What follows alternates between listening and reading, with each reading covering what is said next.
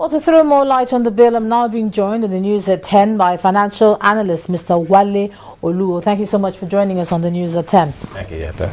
Well, finally, thank you. The bill has been sent, and we are told it's tamper-proof.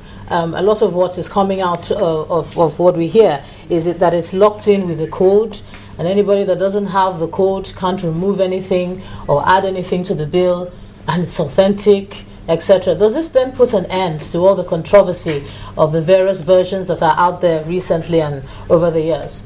I believe substantially it will. And the reason is this. We've had so many versions circulating in the system, but now the federal government has come out with a final version. That version is being presented to the parliament so that there can be debate on it. What matters at this stage is that when this bill is passed into law, the implementation of the bill, substantial part of it will be by the federal government, and the federal government is not going to be implementing the contents of a bill that did not originate from the federal government. So let us take it that we have passed that stage now. All those who are circulating the multiple versions should put an end to it now and let everybody face this final version, and they can put us in a position to fast track. How important is this bill, do you think, right now, looking at the journey to get here and all the activities in the industry recently with all the probes and all the protests? How vital is it for us to have it right now? I think it is good that we now have it. It's been long in coming. What matters now is that we have started the process of looking at the contents of this bill from a parliamentary point of view. Now, in our petroleum resources management in this country, we've had problems with our supply side. We have had problems with the reconciliation. In fact, we have had problems with the accounting for the receipts of the monies that we get. Then the fourth one is the fact that, on the side of the empowerment, a lot of Nigerians have not been empowered enough, including the host community. Now, the relevance of this bill is that the host community is now being brought into the equation. And as you drill oil, there must be a community fund that you continue to put money into for the development and for the benefit of the people in the community. That is on one hand. On the other hand, a lot of Nigerians can now participate in this petroleum industry, to the benefit of the development of the economy. Because when Nigerians make money, chances are that they spend money in Nigeria here. But when these multinationals make money, they take a lot of it abroad, and it's capital flight. We're going to look at specific provisions of the bill as we have. But let me just ask you, as a financial analyst, from your point of view, a lot of what we hear economists say is that an increase in crude hasn't really translated into an increase in revenue in the average Nigerian's pocket. How does this bill, do you see this bill addressing that key problem that we have? That we hear all these bogus and wonderful figures about how much crude oil we're making out there, but nothing has changed in the average lives of the Nigerian. So do you see this bill, addressing that?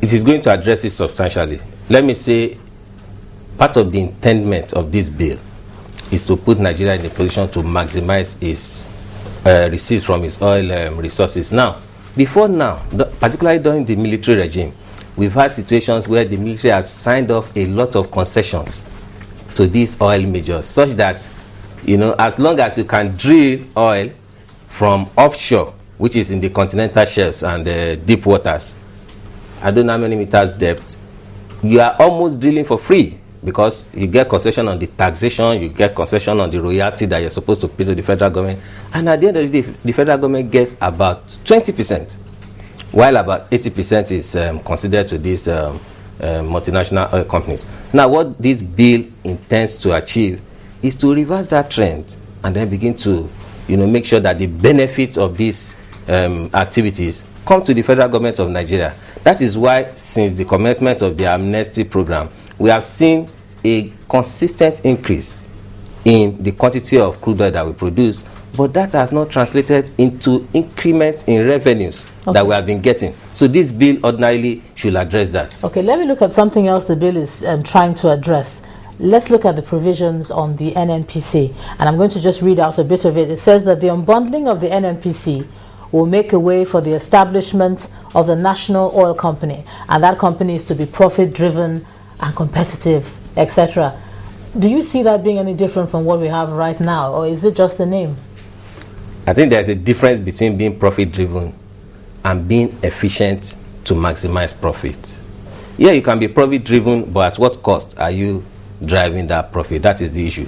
Our experience in Nigeria has shown that each time we use a government platform to operate in a competitive environment, particularly one that is supposed to be profit-driven, we've not had a very good experience at all. So, and we've seen this in a lot of the sectors, telecoms, PHN and the rest of them, and we've been unbundling. So I guess the objective of the government now should be to start with this, with the intention of winding down government participation and opening the sector up more for the private sector people to come in.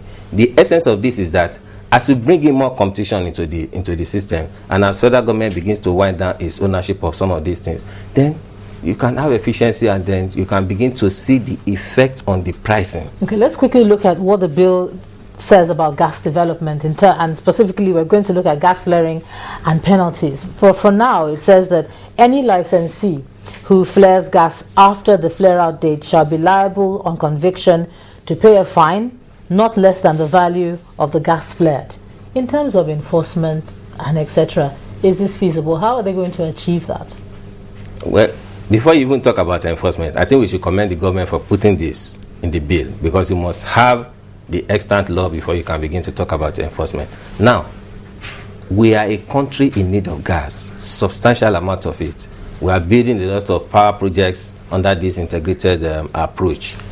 You have a situation where we are still flaring. So my own suggestion would be that instead of focusing on how we sanction the oil companies flaring this gas, we should move towards incentives of how we can encourage them to put us in a position to use the gas they've been flaring before now to power our generating sets. The penalty is not important. Is that what you're trying to say? A lot of the oil companies might be, rich enough to just pay the penalty and continue to flare.